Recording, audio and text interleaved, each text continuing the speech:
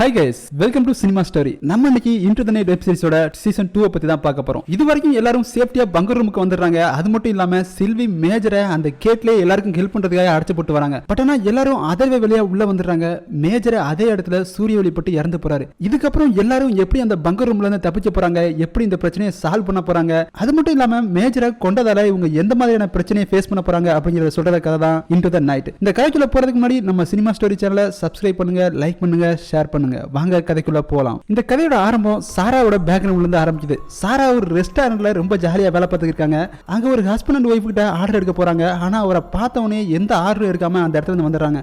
அந்த லேடி அவங்களுக்கு என்னாச்சு அப்படின்னு சொல்லிட்டு அவங்க கிட்ட கேக்குது. ஆனா அவன் எனக்கு எப்படி தெரியும்னு சொல்லிடுறான். அவன் கொஞ்ச நேரத்துக்கு அப்புறம் சாரா கிட்ட போயிட்டு நீ இங்க வேலை பார்ப்பேன்னு எனக்கு தெரியாது, இல்லைன்னா வந்திருக்க மாட்டேன்னு சொல்றான். சாரா உனக்கு எப்படி தெரியும், நீ தான் என்னை கழட்டி விட்டில அப்படிங்கிற மாதிரி சொல்லுது. ஆக்சுவலா அவனுக்கும் சாராவுக்கும் பிறந்தவன் தான் அந்த சின்ன பையன் டாமினிக். சாரா அவனை மிரட்டுறாங்க, இதெல்லாம் அவங்க கிட்ட சொல்ல அப்படின்னு சொல்லிட்டு. அதோட கவலைப்படாத, நான் சொல்ல மாட்டேன், என்னோட குழந்தைய நான் கஷ்டப்படுத்த விரும்பலன்னு சொல்லிட்டு நான் எதுவும் சொல்ல மாட்டேன்னு சொல்லிடுறாங்க. ஆனா அவன் நீ எதுவும் சொல்லாம இருக்கிறதா எல்லாருக்கும் நல்லதுன்னு சொல்லிட்டு சாராவை மிரட்டிட்டு போறான். சாரா அவங்ககிட்ட நீ அவன் பிறந்ததுல இருந்து ஒரு தடவை கூட வந்து பார்த்ததில்ல, இது வரைக்கும் ஒரு பர்த்டே கிஃப்ட் கூட நீ கொடுத்ததில்ல, நீ இது வரைக்கும் எங்களுக்குன்னு எந்த ஹெல்ப்புமே பண்ணதில்ல, பட் ஆனா இப்போ அவனுக்கு சர்ஜரி பண்ணி ஆகணும், அதுக்கு 10,000 யூரோ தேவைப்படுதுங்கிற மாதிரி சொல்றாங்க. அவன் இதை கேட்டுட்டு என்கிட்ட இப்போதைக்கு எந்த பணமும் இல்ல, நான் நைட் வந்து நம்ம எப்பவும் மீட் பண்ற பிளேஸ்ல பணம் தரேன் அப்படின்னு சொல்லிட்டு போறான். இங்க கட் பண்ணி அன்னைக்கு நைட்டு சாராவையும் அவங்களோட சன்னையும் காமிக்கிறாங்க. அப்பதான் அந்த வீட்டோட ஹாலிங் பெல் அடிக்குது. என்னடான்னு சொல்லிட்டு சாரா ஓபன் பண்ணி பாக்குறாங்க. ஆக்சுவலா அவன் பணத்தோட வந்திருப்பான்னு பார்த்தா அவங்களோட ஒய்ஃப் அனுப்பி வச்சிருக்கான். அந்த லேடி அவன் என்கிட்ட எல்லாத்தையுமே சொல்லிட்டான் அப்படின்னு சொல்லுது. அது மட்டும் இல்லாம சாரா பிரெக்னன்சியா இருக்குன்னு தெரிஞ்சு அவன் அந்த குழந்தைய அபார்ட் பண்ண சொல்லியிருக்கான். ஆனா சாரா தான் பண்ணாம இருந்திருக்காங்க. அந்த லேடி உன் குழந்தைக்கு முடியாம இருந்தா நீ தான் பாத்துக்கணும், அதுக்கெல்லாம் எங்க குடும்பத்துல இருந்து பணம் கொடுக்க முடியாது, இன்னொரு தடவை நீ அவனை பணம் கேட்டு மிரட்டினா உன்னோட குடும்பத்தையே அழிச்சிருன்னு சொல்லிட்டு மிரட்டிட்டு போகுது. சாரா இதை கேட்டுட்டு கதை அடிச்சுட்டு திரும்பி பாக்குறாங்க. டாமினிக் அங்க ரெண்டு எல்லாத்தையுமே கேட்டுக்கிருக்கான். சாரா ஓடி போய் அவனை கட்டி பிடிச்சிட்டு சரி விடு, நம்ம எல்லாத்தையும் சரி பண்ணிடலாம் அப்படின்னு சொல்றாங்க. சோ சாரா இதனால தான் தன்னோட பையனை காப்பாத்துறதுக்காக தன்னோட கிட்னியவே வித்துட்டு வந்திருக்காங்க. இங்க கட் பண்ணி கரண்ட் லைஃப் அந்த பங்கர் ரூமை காமிக்கிறாங்க. பங்கர் ரூம்க்கு வெளியே பயங்கரமா வெயில் அடிச்சுக்கிருக்கு. வெளியே ஒரு சின்ன உயிரினம் கூட இல்ல, எல்லாம் இறந்து கறி போய் கிடக்கு. இப்போ அந்த சின்ன பையன் டாமினிக்கோட வயசுல அங்க நடக்கிற எல்லாத்தையும் அழகா எக்ஸ்பிளைன் பண்ண ஆரம்பிக்கிறாங்க. பங்கரோட லைஃப்ங்கிறது நார்மல் லைஃப் மாதிரி கிடையாது. நம்ம சூரியன் உதிக்கும் போது தூங்கணும், அது மறையும் போது நம்ம எந்திரிச்சு வேலை பார்க்க ஆரம்பிக்கணும். அதோட சூரியன் உதிச்ச உடனே எந்திரிச்சு ஃப்ரெஷ் அப் ஆயிட்டு அங்க இருக்க எல்லா வேலையும் கரெக்டா பார்க்கணும். என்னதான் இந்த உலகமே அழிஞ்சிட்டாலும் என்னோட அம்மா என்ன பிரஸிங் பண்ணாம மட்டும் இருக்க விடுறதே இல்லைன்னு சொல்லிட்டு அந்த சின்ன பையன் டாமினிக் சொல்றான். இங்க எல்லாரையும் காமிக்கிறாங்க. எல்லாரும் பயங்கரமா எக்ஸர்சைஸ் பண்ணிக்கிறாங்க. ஆனா யங்மன் அதை விட பயங்கரமா எக்ஸர்சைஸ் பண்ணிக்கிறாரு. தன்னோட ஜிம் பாடியை எக்ஸர்சைஸ் பண்ணி ஏத்திக்கிறாரு. இந்த பக்கம் கேப்டன், சில்வி, அந்த கர்னல் எல்லாரும் சேர்ந்து உலகத்துல இருக்க மத்த சர்வர்ஸ் கூட சேர்ந்து ஒர்க் பண்ணிக்கிறாங்க இந்த பிரச்சனையை சரி செய்ய. அதோட அந்த பங்கர் ரூம்ல ஒரு டீமே இருக்கு. அங்க இருக்க ஒட்டுமொத்த மிஷின்ஸையும் கரெக்டா கேர் பண்ணிக்கிறார். ஏன்னா அந்த ஒட்டுமொத்த மிஷின்ஸ்னால தான் இந்த பங்கர் ரூமே கூலா இருக்கு. ஒருவேளை அந்த மிஷின்ஸ் எல்லாம் நின்று போயிருச்சுன்னா அங்க இருக்க எல்லாரும் அந்த பங்கர் ரூம்ல இருக்க ஹீட்னாலேயே இறந்து போயிருவாங்க. அந்த அளவுக்கு அந்த பங்கர் ரூம் ஹீட்டா இருக்கு. ஏன்னா அந்த பங்கர் ரூம் ஆல்ரெடி ரிவர் கீழ தான் இருக்கு. அது மட்டும் இல்லாம அது அண்டர் கிரவுண்ட்ல இருக்கிறதுனால ரொம்பவே ஹீட்டா இருக்கு. சோ இந்த மிஷினை கரெக்டா பாத்துக்கறனா எல்லாரும் க்ளோஸ், அவ்வளவுதான். அதோட அந்த சின்ன பையன் எனக்கு இங்க இருக்கிறதுலயே மிஸ்டர் ஸ்பைக்கோட லெபார்ட்டரி ரூம் தான் ரொம்ப பிடிச்ச இடம்னு சொல்றான். ஏன்னா மிஸ்டர் ஸ்பைக்கும் அந்த நர்சிங் லேடியும் அங்க இருக்க ஒட்டுமொத்த எலிவும் பிடிச்சி அந்த சூரிய வெளில வச்சு செக் பண்ணி பாக்குறாங்க அது உயிரோட இருக்கா இல்லையா அப்படின்னு சொல்லிட்டு. ஆக்சுவலா அந்த சின்ன பையனுக்கு இவங்க கிட்ட எலிய புடிச்சிட்டு வந்து கொடுக்கறதா வேலை. அவன் இவங்களுக்கு எலிய புடிச்சிட்டு வந்து கொடுத்தா இவங்க அதுக்கு பதிலா 2 சாக்லேட் கொடுப்பாங்க. சாரா இதெல்லாம் கேட்டுட்டு என்னது நீ எலிய புடிச்சிட்டு வரியா, எலிலாம் டிசீஸை கேரி பண்ணணும் உனக்கு தெரியுமா தெரியாதான்னு சொல்லிட்டு அந்த சின்ன பையனை மிரட்டுறாங்க. ஆனா அந்த சின்ன பையன் நான் பிசினஸ் தான் பண்றேன், நான் உங்களுக்கு எலிய பிடிச்சு கொடுத்தா அவங்க எனக்கு சாக்லேட் தருவாங்க அப்படின்னு சொல்றான். சாரா இதெல்லாம் கேட்டு உனக்கு இதெல்லாம் யார் சொல்லி கொடுக்கறான்னு சொல்லிட்டு கேக்குறாங்க. ஆனா அந்த சின்ன பையன் ஐயாஸ் தான் இதெல்லாம் சொல்லி கொடுத்தாருன்னு சொல்றான். அதோட அந்த சின்ன பையன் கையில ஒரு நோட்டை வச்சு படிச்சுக்கிட்டு இந்த உலகத்திலேயே இன்னும் படிச்சுக்கிறது நான் ஒரு ஆளு தான் மட்டும் சொல்லிட்டு காமெடி பண்றான். ஆக்சுவலா சாராவும் ஐயாஸும் சேர்ந்து அவனை டெய்லி படிக்க சொல்லி டார்ச்சர் பண்ணுவாங்க போல. இப்படி இவங்க பேசி இருக்கும்போது திடீர்னு ஒரு அலாரம் சவுண்ட் கேக்குது. அந்த சின்ன பையன் என்னடா இது அலாரம் சவுண்ட்னு சொல்லிட்டு அந்த இடத்துல இருந்து ஓடிடுறான். சாரா அவனை துரத்திட்டே பின்னாடி போறாங்க. டே ஓடாத ஓடாத அப்படின்னு சொல்லிட்டு போய் பார்த்தா இங்க 2 பேரை காமிக்கிறாங்க, சர்ஜென்டோ ஹெர்மன்ஸ் அப்படின்னு சொல்லிட்டு. அவனுக்கு அந்த குக்கிங் ரூம்ல தீ பிடிச்சிருச்சு போல, அதை அணைச்சிருக்கானுங்க. ஆக்சுவலா இவனுக்கு 2 பேர் தான் அந்த கர்னலுக்கு ரைட் ஹேண்ட் லெஃப்ட் ஹேண்ட் போல. கர்னல் வந்து கேட்டா என்னடா பண்றது அப்படின்னு சொல்லிட்டு கத்திக்கிட்டே அணைச்சிருக்கானுங்க. கர்னல் அங்க வந்து பார்த்துட்டு இருந்த கொஞ்சம் சாப்பாடையும் தீய வச்சு கொளுத்திட்டீங்கன்னு சொல்லிட்டு 2 பேரையும் பாக்குறாரு. ஆனா அந்த ஹெர்மன்ஸ் இந்த இன்டர்நெட் பொண்ணு தான் சமைக்கணும்னு சொல்லிட்டு இந்த இடத்துக்கு தீய வச்சிருச்சுன்னு சொல்லிட்டு சொல்றான். அதை கேட்டா இல்ல நான் சும்மா தான் சமைச்சுக்கிறேன், அவன் தான் வந்து ஆயில ஊத்தி விட்டான், அதனால தான் இந்த இடத்துல தீ பிடிச்சுன்னு சொல்லிட்டு ஹெர்மன்ஸ் சொல்லுது. 2 பேரும் இப்படி மாத்தி மாத்தி ஒருத்தர் சொல்லிக்கிறானுங்க. அதோட அந்த ஹெர்மன்ஸ் ஆல்ரெடி இவங்களால நம்மளுக்கு சாப்பாடு பத்தல, இப்ப இருந்த சாப்பாடையும் தீய வச்சு கொளுத்தி விட்டானுன்னு சொல்றான். கர்னல் இதை கேட்டு நீ இதுக்கு மேல ஒரு வார்த்தை சொல்லாதுன்னு சொல்லிட்டு ஹெர்மன்ஸ் மிரட்டாரு. ஆல்ரெடி அங்க இருக்க நிறைய பேருக்கு இவங்க அங்க வந்ததுல கொஞ்சம் கூட விருப்பம் இல்ல. இப்படி இவங்க பேசி இருக்கும்போது சாரா வந்து அந்த சின்ன பையன்கிட்ட நீங்க அடிக்காத புகையா இருக்கு ரூமுக்கு போன்னு சொல்லிட்டு அந்த சின்ன பையனை மிரட்டி அனுப்பி வைக்கிறாங்க. அந்த சின்ன பையன் என்னை எதையுமே பார்க்க விடுறதில்ல அப்படின்னு சொல்லிட்டு திட்டிக்கிட்டே போய்கிட்டு இருக்கான். இங்க எல்லாரும் ஆல்ரெடி நம்மளுக்கு சாப்பாடு கம்மியா இருந்துச்சு, 10 வரைக்கும் இருந்த சாப்பாடு இப்ப எரிச்சு விட்டீங்க, சாப்பாடுக்கு என்ன பண்ண போறோம்னு சொல்லிட்டு பேசிக்கிட்டு இருக்காங்க. ஆக்சுவலா இவங்களுக்கு நார்வேல அந்த விதைகளை பதுக்கி வைக்கிறதுக்கு ஒரு கிடங்கு இருக்கு. அங்க இருந்து நம்ம விதைகளை எடுத்துட்டு வந்து வளர வைக்க முடியாதுன்னு சொல்லிட்டு கேப்டன் சொல்லியிருக்காரு. எல்லாரும் முள்ளங்கியை மட்டும் தான் 3 வாரத்துல விளைய வைக்க முடியும் அப்படிங்கிற மாதிரி சொல்றாங்க. அது மட்டும் இல்லாம ஒரு நைட்ல அந்த இடத்துக்கு போயிட்டு திரும்பி ரிட்டர்ன் வரது ரொம்ப கஷ்டம்னு சொல்லிட்டு கேப்டன் தான் சொல்லிப்பாரு. பட் ஆனா இப்ப கேப்டனுக்கு வேற வழி இல்ல, அந்த இடத்துக்கு போய் தான் ஆனுங்கிறாரு. கர்னல் இதெல்லாம் கேட்டு சரி நம்ம அந்த இடத்துக்கு போயிட்டு விதைகளை எடுத்துட்டு வரலாம், சோ அதுக்கு நம்ம முதல்ல ஃபர்ஸ்ட் என்ன பண்ணணும்னு கேக்குறாரு. ஓஸ்மான் நம்மளுக்கு அதுக்கு நல்ல ஃபியூல் வேணும் அப்படின்னு சொல்றாரு. ஆல்ரெடி அவங்க அந்த அண்டர் கிரவுண்ட்ல இருந்து எடுத்த மாதிரி. சோ அந்த மாதிரி ஃபியூல் எடுக்கிறதுக்கு முதல்ல உங்களுக்கு ஃபியூல் ட்ரக் வேணும். அது அந்த மிலிட்டரி பேஸ்ல தான் இருக்கு. ஆல்ரெடி சில்வி மேஜரை கட்டி போட்டு வந்த அதே இடம். சோ இப்போ வேற யாராச்சும் அங்க போனாங்கன்னா சில்வி மாட்டிக்கிடுவாங்க. சோ அதனால சில்வி நானே அந்த இடத்துக்கு போயிட்டு வரேன் அப்படிங்கிற மாதிரி சொல்றாங்க. அதோட கர்னல் இந்த இடத்துல ஒரு ஆர்டர் போறாரு. ஆல்ரெடி அங்க ஒரு பைலட் இருக்காரு மார்க்கஸ் அப்படின்னு சொல்லிட்டு. அவரோட நம்ம captain Matthew, Ayaz, mechanic Jacob, அது மட்டும் இல்லாம அந்த இடத்துல அம்பாஸ்டர் பிசட் அப்படின்னு சொல்லிட்டு ஒரு லேடி இருக்கு. சோ இவங்க எல்லாம் போயிட்டு அந்த விதைகளை எடுத்துட்டு வரணும்னு சொல்லிட்டு ஆர்டர் போடுறாரு. சாரா இதை கேட்டு நீங்க என்ன ஆர்டர் போடுறீங்களா, அயாஸ் இதுக்கு போக முடியாதுன்னு சொன்னா என்ன பண்ணுவீங்க, நீங்க எல்லாரையும் மிரட்டுறீங்களா அப்படிங்கிற மாதிரி கேக்குறாங்க. அந்த சர்ஜென்ட்டை வாய வச்சுட்டு சும்மா இருக்க முடியாம ஆல்ரெடி நீங்க எல்லாருமே இங்க ஒரு கெஸ்ட் மாதிரி தான் இருக்கீங்க, அது மட்டும் இல்லாம நீனும் உன் குழந்தையும் கொஞ்சம் வேலை தான் பாக்குறீங்க, உங்களை எதுக்கு நாங்க இங்க வச்சிருக்கோம்னு சொல்லிட்டு டென்ஷன் ஆகி பேசுறான். கர்னல் இதை கேட்டு சர்ஜென்ட்டை அதே இடத்துல அடிச்சு படுக்க வச்சுட்டு என்னோட பெர்மிஷன் இல்லாம நீ பேசக்கூடாது, அது மட்டும் இல்லாம இது ஒரு மிலிட்டரி பேஸ், இங்க ஏதாச்சும் ஒரு ஆர்டர் கொடுத்தா எல்லாரும் அடி பண்ணிதான் சொல்லிட்டு எல்லாரையும் மிரட்டுற மாதிரி அவன் அடிக்கிறான். அதோட மிஸ்டர் ஸ்பைக் எப்படி இந்த அண்டர் கிரவுண்ட்ல அந்த விதைகளை முளைக்க வைக்கிறது அப்படின்னு சொல்லிட்டு ஆராய்ச்சி பண்ணுவாரு. அதுக்கு முன்னாடி நம்ம எல்லாரும் ஒரு வேலையை கண்டிப்பா பண்ணி ஆகணும்னு சொல்லிட்டு சொல்றாங்க. செல்வி இதை கேட்டு என்னதுன்னு கேக்குறாங்க. சாப்பாடு அப்படின்னு சொல்லிட்டு எல்லாரும் சாப்பிட ஆரம்பிக்கிறாங்க. இந்த பக்கம் கேப்டன் போயிட்டு சில்வி கிட்ட நீ மிலிட்டரி பேஸுக்கு போன உடனே மேஜரோட உடம்ப அங்க இருந்து மறைச்சிரு, ஒருவேளை இது கர்னலுக்கு தெரிய வந்துச்சுன்னா கண்டிப்பா இங்க இருக்க எல்லாருக்குமே அது பெரிய பிரச்சனையா முடியும். அது மட்டும் இல்லாம மேஜர் இவனுக்குள்ள ஒருத்தன், மேஜரை நம்ம தான் கொண்டு தெரிஞ்சுனா இவனுக்கு நம்மள சும்மாவே விட மாட்டானுங்க, சோ அதனால எப்படியாச்சும் அந்த பாடி அங்க இருந்து மறைச்சிரு அப்படின்னு சொல்லிட்டு சொல்றாரு. இந்த பக்கம் சாரா கிட்ட ஐயாஸ் நான் ஒரு நாள்ல போயிட்டு வந்துட்டேன்னு சொல்லி சமாதானப்படுத்தி இருக்காரு. அப்பதான் கர்னலும் அங்க வராரு. கர்னல் வந்தவனே சாரா தன்னோட பையனை பார்க்க போறேன்னு சொல்லிட்டு எந்திரிச்சு போயிடுறாங்க. கர்னல் ஐயாஸ் கிட்ட உனக்கும் அவங்களுக்கு இடையில என்ன இருக்கு அப்படிங்கிற மாதிரி கேட்கிறாரு. ஆனா ஐயாஸ் அப்படிலாம் ஒண்ணுமே இல்லைங்கிறாரு. இப்படி இவங்க பேசி இருக்கும் போதே அந்த பக்கம் மார்க்கஸும் அந்த இன்டர்நெட் லேடியும் எல்லாருக்கும் சாப்பாடு ப்ரொவைட் பண்ணிட்டு இருக்காங்க. இப்படி இவங்க ப்ரொவைட் பண்ணிட்டு இருக்கும் போது திடீர்னு அந்த இன்டர்நெட் லேடி ஹெர்மாண்டஸோட ஃபேஸ்ல சூப் எடுத்து ஊத்திடுது. அவன் அந்த லேடியை தப்பா பார்த்திருப்பான் போல, அது கடுப்பாகி சூப் எடுத்து ஊத்தி இருக்கு. அவன் அந்த லேடி அடிக்கிறதுக்காக ஜம்ப் பண்ணி உள்ள போறான். ஆளே பாக்குறதுக்கு ஒரு சைகோ மாதிரி தான் இருக்கான். பட் இருந்தாலும் அங்க இருக்க எல்லாரும் அந்த சண்டையை விலக்கி விடுறாங்க. அது மட்டும் இல்லாம ஓஸ்மான் ஜாக்கப்லாம் இதை பார்த்து செமையா டென்ஷன் ஆகுறாங்க, என்னடா இப்படி பண்றாங்க அப்படின்னு சொல்லிட்டு. அப்பதான் சில்வியா அந்த ஏர் பேஸுக்கு போயிருக்காங்க அந்த ஃபியூல் ட்ரக்ஸை செக் பண்றதுக்கு. ஆனா கர்னல் வந்துட்டு நானும் கூட வரேன் அப்படின்னு சொல்லிட்டு சொல்றாரு. ஆனா சில்வி அதெல்லாம் வேணா நான் தனியாவே போயிட்டு வந்துறேன்னு சொல்லிட்டு சொல்றாங்க. ஆனா கர்னல் அதெல்லாம் கேட்கற மாதிரி தெரியல, நான் கொஞ்சம் ஃப்ரெஷ் ஏர் வாங்கணும், சோ நானும் கூட வரேன் அப்படிங்கிற மாதிரி சொல்லிடுறாரு. சோ சில்விக்கும் வேற வழி இல்லாம சரி வாங்கன்னு சொல்லிட்டு கூட்டு போறாங்க.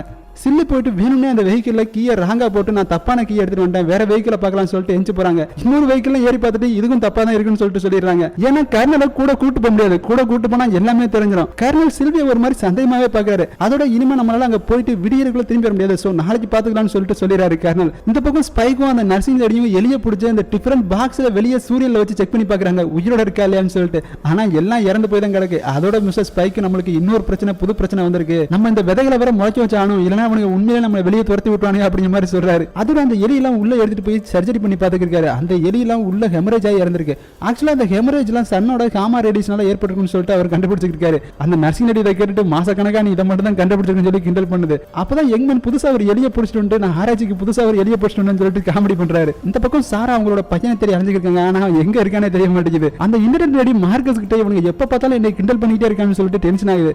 மார்க்கஸ் சரி விடு நான் அவன்கிட்ட பேசுறேன் அப்படிங்கிற மாதிரி சொல்றாரு. ஆனா அந்த இன்டர்நெட் லேடி நீ நார்வே போனதுக்கு அப்புறம் யாரும் அவங்ககிட்ட போய் பேசுறது, அவனுக்கு எப்பயுமே இப்படிதான் பண்ணுவாங்க அப்படிங்கிற மாதிரி சொல்லி டென்ஷன் ஆகுது. இங்க ஐயாஸ் போயிட்டு சாரா கிட்ட நான் கர்னல் கிட்ட இந்த மிஷனுக்கு போவேன்னு சொல்றேன் அப்படிங்கிற மாதிரி சொல்றாரு. சாரா அதை கேட்டு ஏன் அப்படி சொன்னீங்க அப்படிங்கிற மாதிரி கேக்குறாங்க. ஐயாஸ் இதை கேட்டு நான் உன்னை லவ் பண்றேன், அது மட்டும் இல்லாம உன்னையும் டாமினிக்கையும் விட்டு என்னால எங்கேயும் போக முடியாது அப்படிங்கிற மாதிரி சொல்றாரு. சாரா இதெல்லாம் கேட்டு இதெல்லாம் வேணாம், நான் எப்ப யாரு கூடயாச்சும் க்ளோஸ் ஆனாலும் அவங்க என்னை விட்டு ரொம்ப தூரம் விலகி போயிடுறாங்க அப்படிங்கிற மாதிரி சொல்லி ஃபீல் பண்றாங்க. ஆனா ஐயாஸ் அவங்கள விடுற மாதிரி தெரியல. அங்க ரெண்டு பேரும் ரொமான்ஸ் பண்ணிக்கிட்டு இருக்காங்க. அப்படியே கட் பண்ணி இங்க காமிக்கிறாங்க. டாமினிக்கும் ஒரு எலியை புடிச்சிட்டு இருப்பான் போல, அவன் புடிச்சிட்டு வந்த எலிக்கும் நம்ம யங்மேன் புடிச்சிட்டு வந்த எலிக்கும் கம்பேர் பண்ணி பாக்குறாங்க. டாமினிக் புடிச்சிட்டு வந்த எலி தான் பெருசா இருக்கு. சோ யங்மேன் தோத்துட்டா சொல்லி நம்ம டாமினிக்கு தான் கிஃப்டா அந்த சாக்லேட்டை கொடுக்குறாங்க. இதெல்லாம் பார்த்து சாரா உள்ள வந்துட்டு நீ இன்னும் எலியை புடிச்சிட்டு இருக்கேன்னு சொல்லிட்டு டாமினிக்கு திட்டுறாங்க. ஆனா யங்மேன் இல்ல அவன் இல்ல நான் தான் புடிச்சிட்டு சொல்லி சமாளிக்கிறாரு.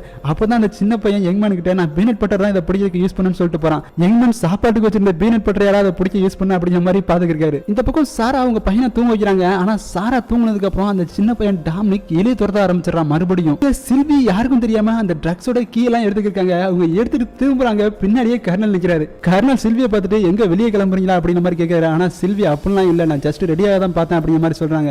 கர்னல் இதை கேட்டு நீ என்கிட்ட இருந்து எதையும் மறைக்கல அப்படிங்கிற மாதிரி சொல்றாரு. சில்வி அதை கேட்டு அதெல்லாம் ஒண்ணு இல்ல, நான் ஒன்னையும் மறைக்கல அப்படிங்கிற மாதிரி சொல்றாங்க. இப்படி இவங்க பேசிக்கிட்டு இருக்கும்போதே அந்த பக்கம் இருந்து சாராவோட சத்தம் கேட்குது. என்னன்னு பார்த்தா அந்த சின்ன பையன் டாமினிக் எலிய பிடிக்கணும்னு சொல்லிட்டு ஜெனரேட்டர் ரூம்குள்ள போயிடறான். சாராவும் அவங்ககிட்ட எவ்வளவு வேணாம்னு சொல்லி அவனை வெளியே எடுத்து வர ட்ரை பண்றாங்க. ஆனா ரெண்டு பேரும் இப்படி பண்றதுனால தெரியாம அந்த டோர் க்ளோஸ் ஆகிக்கிறது. இப்போ இந்த டோரை உள்ள இருந்து திறக்க முடியாது. சோ அதனால சாரா கத்த ஆரம்பிக்கிறாங்க. இவங்க கத்துறத பார்த்துட்டு சில்வியும் கர்னலும் ஓடி வந்து பாக்குறாங்க. உள்ள ரெண்டு பேரும் மாட்டிக்கிருக்காங்க. ஜெனரேட்டர்ல இருந்து ப்ரொடியூஸ் ஆகிற ஹீட்னால சாரானாலையும் அந்த சின்ன பையனையும் ரொம்ப நேரம் உயிரோட இருக்க முடியாது. சில்வி அதனால அந்த ஜெனரேட்டர் சாரா கிட்ட ஆஃப் பண்ண சொல்றாங்க. அதோட அந்த ஜெனரேட்டரையும் ரொம்ப நேரம் ஆஃப் பண்ணி வைக்க முடியாது. ஏன்னா அந்த ஒட்டுமொத்த இடமும் அந்த ஜெனரேட்டர்னால தான் கூலிங்கா இருக்கு. ஒருவேளை அந்த ஜெனரேட்டரை ரொம்ப நேரம் ஆஃப் பண்ணி வச்சா அந்த ஒட்டுமொத்த இடமும் ஹீட் ஆயிரும், எல்லாரும் இறந்துருவாங்க. சாரா ஓடி போய் அந்த ஜெனரேட்டரை உடனே ஆஃப் பண்றாங்க. ஆனா ரொம்ப நேரம் உங்களால ஜெனரேட்டரை ஆஃப் பண்ணி வைக்க முடியாது. அதோட அந்த சின்ன பையன் டோர்ல இருக்க சின்ன கேப் வழியா மூச்சு விட்டு இருக்கான். இப்போதைக்கு அவன் மூச்சு விடுறதுக்கான ஒரே ஒரு சோர்ஸ்னா அது மட்டும் தான். சில்வி கர்னல் கிட்ட அந்த ஜெனரேட்டர் ரூமோட கீஸையும் ஃபிளாஷ் லைட்டையும் எடுத்துட்டு சொல்றாங்க. ஆனா கர்னல் முறைச்சுக்கிட்டே அந்த இடத்துல இருந்து போறான். ஏன்னா ஆல்ரெடி நிறைய பிரச்சனை இருக்கு, இதுல இந்த பிரச்சனை வேற அப்படின்னு சொல்லிட்டு அவன் டென்ஷன் ஆகி தான் எந்திரிச்சு போறான். அதோட சாரா ரொம்ப பயந்து போய் அயாஸ் அந்த இடத்துக்கு கூப்பிடுறாங்க. கர்னல் போயிட்டு அந்த ஜெனரேட்டர் ரூமோட கீஸ் தராரு. ஆனா அந்த கீஸ் அங்க இருக்க மாட்டேங்குது. செர்ஜென்ட் பக்கத்துல இருந்துகிட்டு அந்த ரூமை நம்ம எப்பயுமே க்ளோஸ் பண்ண மாட்டோம். சோ அதனால அந்த கீ அடிக்கடி யூஸ் பண்றதுல அந்த கீ எங்க போச்சுன்னு தெரியலங்கிறான். கர்னலும் அந்த கீ எவ்வளவோ தேடி பாக்குறாரு. ஆனா அது கிடைக்க மாட்டேங்குது. இந்த பக்கம் யங்மன் போயிட்டு அயாஸ் எழுப்புறாரு. அயாஸ் தூக்கத்துல எந்திரிச்சு யங்மனோட சட்டையை பிடிச்சான். யங்மன் பயந்து போய் நான் தான் ஒன்னும் பண்ணிடாத, இங்க ஒரு ஆக்சிடென்ட் ஆயிடுச்சுன்னு சொல்லிட்டு அயாஸை கூப்பிடுறாரு. இங்க அந்த ரூமோட கீஸ் கிடைக்காதனால எல்லாரும் சேர்ந்து அந்த ரூமோட டோரை எப்படியாச்சும் அடிச்சு உடைச்சலாம் நினைக்கிறாங்க. ஆனா அது உடையவே மாட்டேங்குது, ரொம்ப ஸ்ட்ராங்கா இருக்கு. அயாஸ் யங்மன் சொன்னதை கேட்டு ரொம்ப வேகமா அந்த இடத்துக்கு ஓடி வந்து பாக்குறாரு. உள்ள சாராவும் டோமினிக்கும் மாட்டிக்கிருக்காங்க. சாரா எங்களால உள்ள இருக்க முடியல, ரொம்ப ஹீட்டா இருக்குன்னு சொல்லிட்டு கத்த ஆரம்பிக்கிறாங்க. அயாஸ் கவலைப்படாத, நான் இங்க தான் இருக்கேன், எப்படியாச்சும் நீ சீக்கிரம் வெளியே கொண்டு வந்துன்னு சொல்லிட்டு சாரா கிட்ட சொல்றாரு. இவங்க எல்லாரும் சேர்ந்து அந்த டோரை ஓபன் பண்ண முடியாதனால எப்படியாச்சும் அந்த டோரை வெல்டிங் பண்ணி கட் பண்ணியாச்சும் வெளியே எடுத்துடலாம்னு சொல்லிட்டு பேசுறாங்க. ஆனா அந்த டோரை வெல்ட் பண்றதுக்கான மிஷின் இப்ப பிளைட்ல தான் இருக்கு. சோ அதை போய் யாராச்சும் எடுத்துட்டு வந்தே ஆகணும். சோ அதை போய் எடுத்துட்டு வரதுக்காக சில்வையும் கர்னலும் போறதா சொல்றாங்க. இவங்க பேசிக்கிட்டு இருக்கும்போது திடீர்னு அந்த ஒட்டுமொத்த இடமும் அதிருது. என்னன்னு சொல்லிட்டு எல்லாரும் ஒரு நிமிஷம் ஸ்டன் ஆகி பாக்குறாங்க. நிலம் நடக்கும். எல்லாரும் இது வேறையா அப்படின்னு சொல்லிட்டு கடுப்பாகி பாக்குறாங்க. அப்பதான் மிஸ்டர் ஸ்பைக்கு இன்னும் 1 ஹவர்ல அந்த ஜெனரேட்டரை ஆன் பண்ணி ஆகணும். ஆல்ரெடி நம்ம எல்லாரும் கிரவுண்ட்ல இருந்து கிட்டத்தட்ட 1 கிலோமீட்டர் தூரம் கீழே இருக்கோம். சோ இந்த ஹீட்ல நம்மளால ரொம்ப நேரம் உயிரோட இருக்க முடியாது. சோ அந்த ஜெனரேட்டர் ஆன் ஆனா மட்டும்தான் அதுல இருந்து வர கூலிங்கான ஏனால நம்ம உயிரோட இருக்க முடியும்னு சொல்றாரு. அயாஸ் இதெல்லாம் கேட்டுட்டு கிளாஸ் எடுத்ததெல்லாம் போதும், முதல்ல போயிட்டு அந்த வெல்டிங் மிஷினை எடுத்துட்டு வரலாம்னு சொல்றாரு. இவங்க எல்லாருக்கும் இப்ப அந்த இடத்துல வேற வழியே கிடையாது. அந்த டோரை ஓபன் பண்ணி ஆகணும். ஒருவேளை டோரை ஓபன் பண்ணாம அந்த ஜெனரேட்டர் ஆன் பண்ணாங்கன்னா உள்ள இருக்க 2 பேரும் அந்த ஜெனரேட்டரோட ஹீட்னாலே இறந்துருவாங்க. ஒருவேளை ஜெனரேட்டர் ஆன் பண்ணலனா வெளியே இருக்க எல்லாரும் அந்த அண்டர் கிரவுண்ட்ல இருக்க ஹீட்னாலே இறந்துருவாங்க. இப்போ சில்வியும் ஜேக்கப்பும் அந்த மிஷினை எடுக்கிறதுக்காக கிளம்புறாங்க. கூடவே கர்னலும் நானும் வரேன்னு சொல்லிட்டு கிளம்புறாரு. இப்போ கர்னல் கூட போறதுனால சில்வி கண்டிப்பா மாட்டிக்குவாங்க. ஏன்னா அங்க மேஜர் இறந்து போய் கிடக்காரு. இங்க இருக்க எல்லாரும் அவங்க வர்ற வரைக்கும் சும்மா இருக்க முடியாதுன்னு சொல்லிட்டு எப்படியாச்சும் அந்த டோரை அடிச்சு உடைக்கலாம்னு சொல்லிட்டு கண்டினியூஸா ட்ரை பண்ணிட்டே இருக்காங்க. அதோட அந்த அம்பாசிடர் கேப்டன் கிட்ட போயிட்டு ஒருவேளை அவங்க 1 ஹவர்க்குள்ள திரும்பி வரலாம், நம்ம ஜெனரேட்டரை ஆன் பண்ணிடுவோம் அப்படின்னு சொல்லிட்டு சொல்றாரு. ஆனா கேப்டன் அந்த சின்ன பையனையும் சாராவையும் அப்படிலாம் விட்டுற முடியாது, அதெல்லாம் ஜெனரேட்டரை ஆன் பண்ண முடியாது, நம்ம இறந்தாலும் பரவாயில்லன்னு சொல்லிடுறாரு. ஆனா அந்த அம்பாசிடர் எனக்கு 2 சின்ன பசங்க இருந்தாங்க, அவங்க 2 பேரும் இறந்து போயிட்டாங்க. அட்லீஸ்ட் அவங்களுக்காவது இங்க இருக்க ஒட்டுமொத்த பேரும் எப்படியாச்சும் உயிரோட இருந்து இந்த ப்ராப்ளத்தை சால்வ் பண்ணி ஆகணும். சோ அவங்க டைமுக்குள்ள வரலனா இந்த ஜெனரேட்டர் நான் எப்படியாச்சும் ஆன் பண்ணிடுவேன்னு சொல்லிட்டு சொல்றாரு. இந்த பக்கம் இவங்க 3 பேரும் அந்த மிஷின் எடுக்கிறதுக்காக போயிருக்காங்க. அவங்க 3 பேரும் அந்த மெயின் கேட்டுக்கிட்ட போன உடனே மேஜர் அந்த இடத்துல இறந்து போய் கிடக்காரு. கர்னல் இதை பார்த்துட்டு என்னடா பண்ணி வச்சிருக்கீங்க அப்படின்னு சொல்லிட்டு ஜீப்ல இருந்து இறங்கி ஓடி போய் பாக்குறாரு. கர்னல் மேஜரை தூக்கி பார்த்துட்டு எப்படி அவர் ஹேண்ட் கப்போட இறந்து போய் கிடக்காருன்னு சொல்லிட்டு சில்வியை பாக்குறாரு. சில்வி அவராதான் அங்க இருக்குன்னு சொன்னாரு. சோ அதனாலதான் ஹேண்ட் கப்பை போட்டு வந்தேன்னு சொல்றாங்க. கர்னல் எதுக்காக ஹேண்ட் கப்பை போட்டு வந்தீங்கன்னு சொல்லிட்டு சில்வி கிட்ட டென்ஷன் ஆகுறாரு. சில்வி எங்களுக்கு வேற வழி இல்ல, அவர் எங்களை ஏமாத்த பார்த்தாரு, அதனாலதான் ஹேண்ட் கப்பை போட்டு வந்தேன்னு சொல்றாங்க. ஆனா கர்னல் அதெல்லாம் கேட்கிற மாதிரி தெரியல, செமையா டென்ஷன் ஆகுறாரு. ஜீப்ல போய்க்கு இருக்கும்போது கர்னல் இவங்க 2 பேர் கூடயும் பயங்கரமா சண்டை போட்டுக்கிட்டே வந்துருக்காரு. நீங்க எப்படி அப்படி பண்ணலாம் அப்படின்னு சொல்லிட்டு.